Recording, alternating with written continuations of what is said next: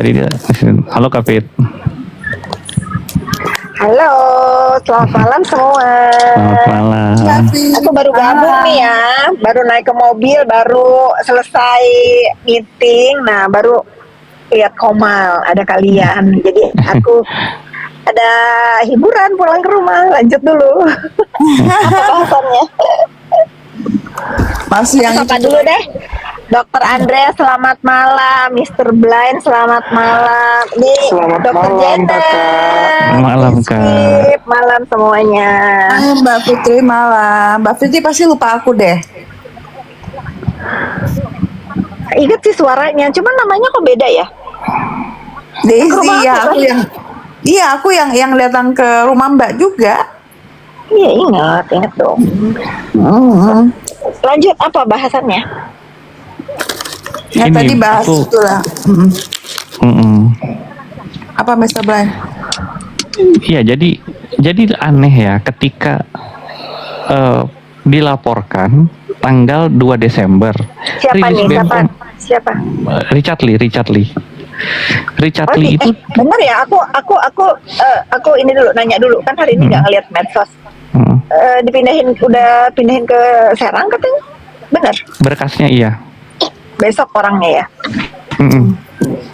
Tapi aku belum tahu apakah udah P21. Soalnya rilis terakhirnya berkasnya sudah dilimpahkan ke Banten, ya kan? Banten, karena katanya pelapornya domisilinya di Banten. Oke. Nah, Bukan si Samira ya pelapornya ya, inget ya, jangan lupa ngingetin terus, bukan si Samira Ya pelapornya. benar. Tadi tadi Mr. Brian sudah kasih tahu itu.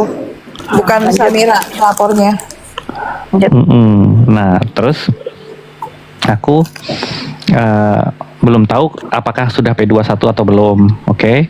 Nah, tapi tadi yang menarik itu adalah ketika akan aku bertanya, Kak. Aku balik lagi ya, Sampai- teman-teman. Hah? Mr. Brian, sorry itu Ica pengen dinaik gitu. Oh, oke. Ica. Udah bangun kayaknya deh. Udah.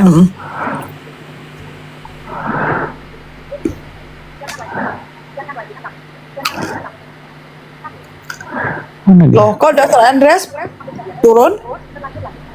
Aduh. Aduh. Kenapa? Enggak. Udah. Halo Bu Fitri, Karen. Halo, Ica. Baru bangun ya? Nih ya, baru selesai mandi. Oh, oke. Lanjut. Lanjut, Mr. Brian. Oke, nah aku lanjutin ya. Jadi aku tadi kan dari awal sudah bilang di dalam kasus ini yang ingin kusorotin adalah proses penegakan hukumnya. Lalu aku bilang aku melibatkan teman-teman. Tolong dong teman-teman di bawah. Kita pengen tahu nih supaya faktanya benar-benar kebuka ya.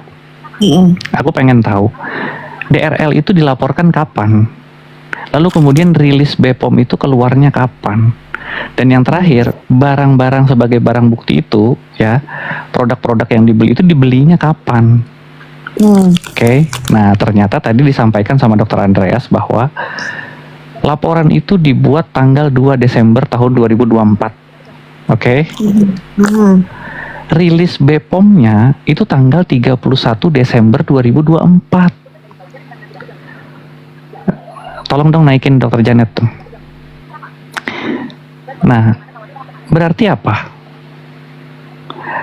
Berarti pelaporan itu dilakukan sebelum ada rilis BPOM. Pertanyaanku sederhana, kenapa melaporkan sesuatu yang belum ada keputusan apapun tentang barang itu dari instansi yang mengurusi tentang peredaran obat dan makanan? BPOM ya? Nggak bisa Dalam hal aku ini. naikin Dokter Janet. Dokter Janet Dokter Janet. Coba berikan alasan logisnya. Karena sebelum ada rilis BPOM, saya mohon maaf ya. Saya mau sampaikan ke teman-teman. Sebelum ada rilis BPOM, berarti barangnya Dokter Richard Lee itu nggak ada masalah.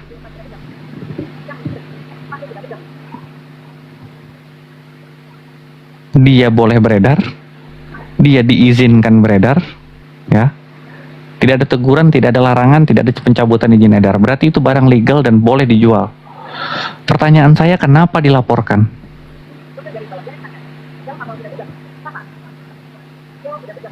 Makanya saya bilang kasus ini ya ada tapi dipaksakan. Karena perbuatan brand owner itu ya teman-teman ya, mohon maaf nih ya, ketika izin edarnya dicabut lalu kemudian dia masih menjual, itulah perbuatan pidananya. Karena jelas-jelas barang itu dilarang untuk dijual dan beredar.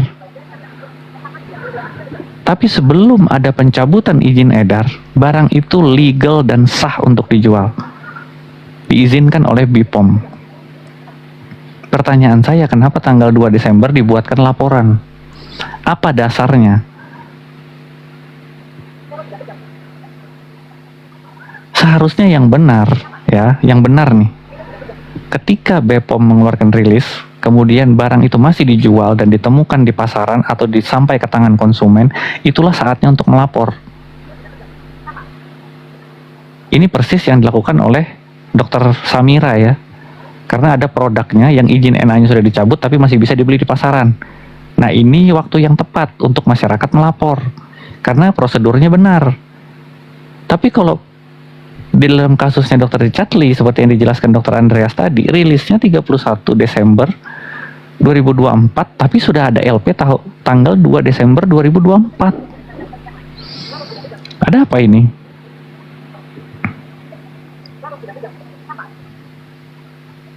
Berarti barang yang dibeli, si white tomato itu, kan dilampirkan sebagai barang bukti kan? Barang itu dibeli dalam keadaan tidak ada masalah.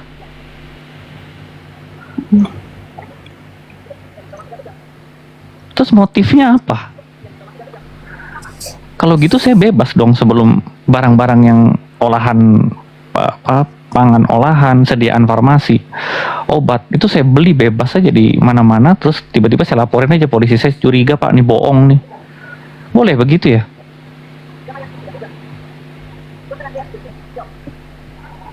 Naikin Dokter Andreas tolong. Nggak bisa, kamu nih yang harusnya naikin. Nggak bisa, aku nggak ada pilihannya. Duh, kamu pakai akun yang mana sih? Akunnya gede. Kamu momot? Iya, nggak bisa obrolan suara. Ntar ya, aku naikin. Coba kasih aku logika hukumnya deh. Ini nggak ada orang hukum yang naik nih, jadi kita susah nih menjawabnya, Mr. Blind.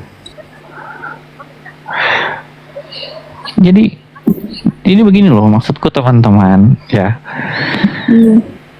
Barang-barang ini ya, obat ya, suplemen kesehatan, pangan olahan, sediaan farmasi, kosmetik dan lain sebagainya itu semua adalah wewenangnya BPOM. Dari post-market, pre-market sampai post-market, semua itu wewenangnya BPOM. Selama BPOM tidak mengeluarkan rilis, maka barang itu tidak ada masalah. Oke?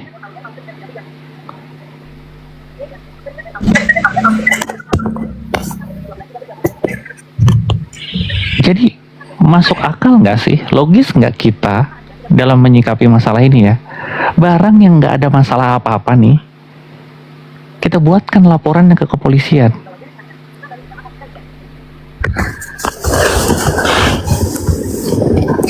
Ya itu Baru tadi Mr. Blind katanya itu menipu karena nggak ada tomatnya. Dasarnya apa dok? Terus Gitu loh. potensi katanya Iya. itu bahaya. Ada jarumnya. Betul dok. Nggak ada tutupnya gitu loh. Itu kan semua tuduhan, oke? Tapi kan harus ada dasarnya. Dasar dia menuduh itu apa? Itu gara tomatnya. Loh iya, labnya dia yang dia periksa pakai lab dia sendiri kan? Nggak tahu, Keterangan dari- ada labnya juga nggak ada ditunjukkan labnya Nah. gimana, nggak ditunjukkan. Karena BPOM itu baru melakukan rilis tentang si white tomato itu tanggal 31 Desember. Artinya belum Ada ditunjukkan lab Cina juga, lab Inggris, lab mana-mana juga nggak ada ditunjukkan. Yang ada malah yang siapa tuh namanya si Vera menunjukkan lab dari Gold Bio, itu ditunjukkan pun sertifikat Gold Bio itu tidak ada tulisan white tomato di situ, cuman kristal putih begitu doang, nggak ada tulisan kristal. Ini sebenarnya ada konflik sosial aja, konflik personal aja nih mereka. Nggak jelas, maksudnya jangan dipaksa dong kayak gitu-gitu, itu namanya zolim, itu nggak benar, Makanya aku bilang nggak ini apa yang namanya, nggak profesional, Makanya kalau dibilang cantik mainnya. komposisinya nggak sesuai, itu komposisi yang mana? Berdasarkan hasil lab apa itu dinyatakan komposisi nggak sesuai? dan bukan dia juga yang menentukan itu, Dok. Harus BPOM.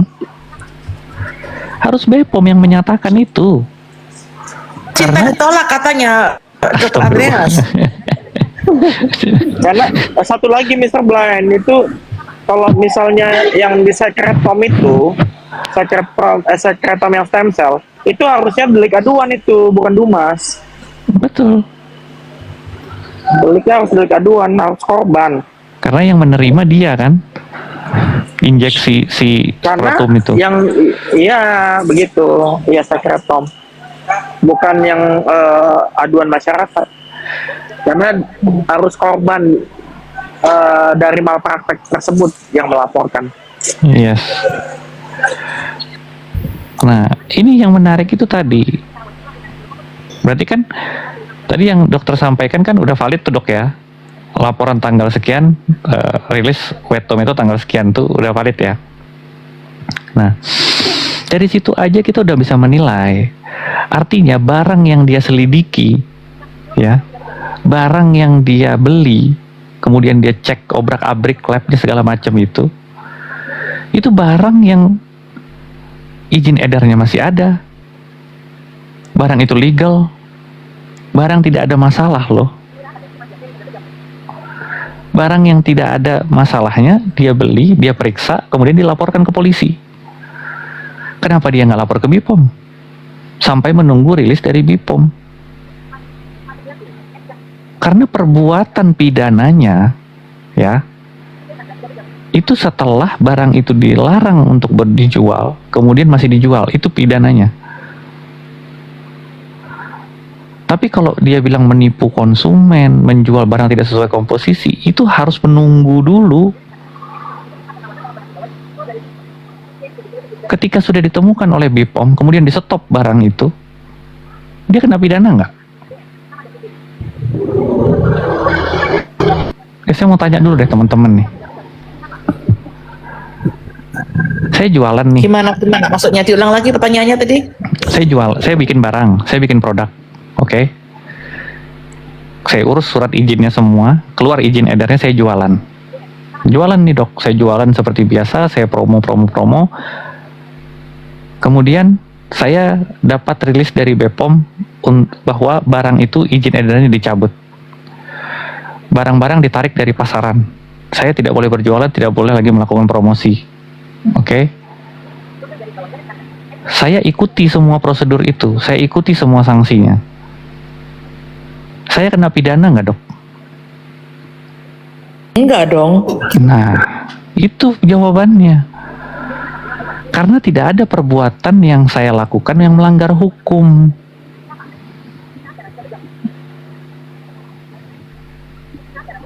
Karena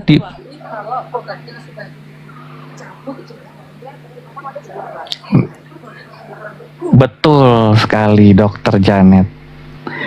Jadi selama saya tidak menjual barang itu ketika saya mendapatkan sanksi, maka semua sudah selesai.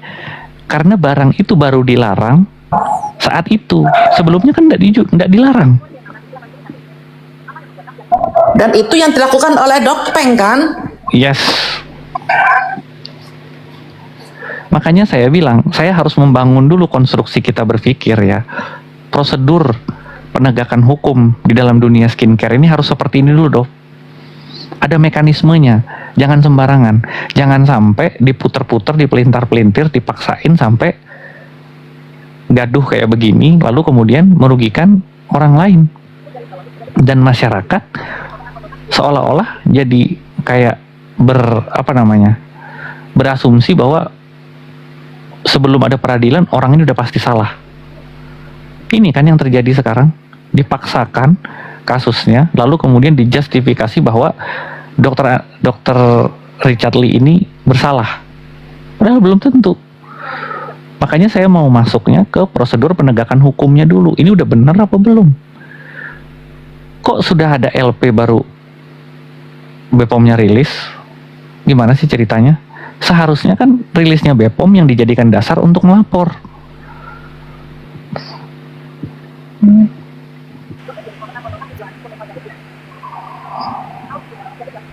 Dokter Janet kok pernah foto sebelahan sama Dok Pengnya ngefans sama Dokter Janet.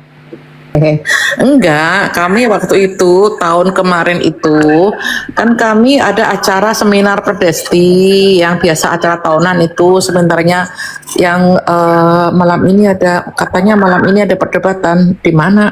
Jam 10 katanya, tapi nggak ada tuh. Aku nggak ada undangan aku.